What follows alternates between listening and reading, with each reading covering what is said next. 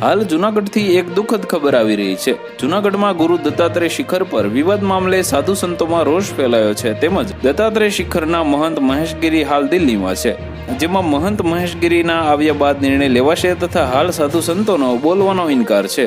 ઉલ્લેખનીય છે કે 200થી વધુ લોકોના ટોળાએ હુમલાનો પ્રયાસ કર્યો હતો, જેમાં ગુરુ દત્તાત્રેયના સેવકે પોલીસને અરજી આપી હતી। ત્યારે સાધુ સંતોમાં રોષ ફેલાયો છે। શિખર પર દિગંબર જૈન સંઘ દ્વારા 200થી વધુ લોકોના ટોળાએ હુમલાનો પ્રયાસ કર્યો હતો।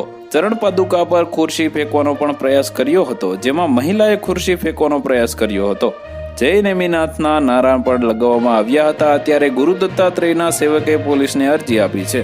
સેવકોએ સીધો આરોપ જૈન સંઘના લોકો પર લગાવ્યો છે। તો વધુ માહિતી મેળવવા માટે ચેનલ સાથે જોડાયેલા રહો। વિડીયો પસંદ આવે તો લાઈક કરી દેજો। ચેનલમાં નવા છો તો સબસ્ક્રાઇબ કરી દેજો।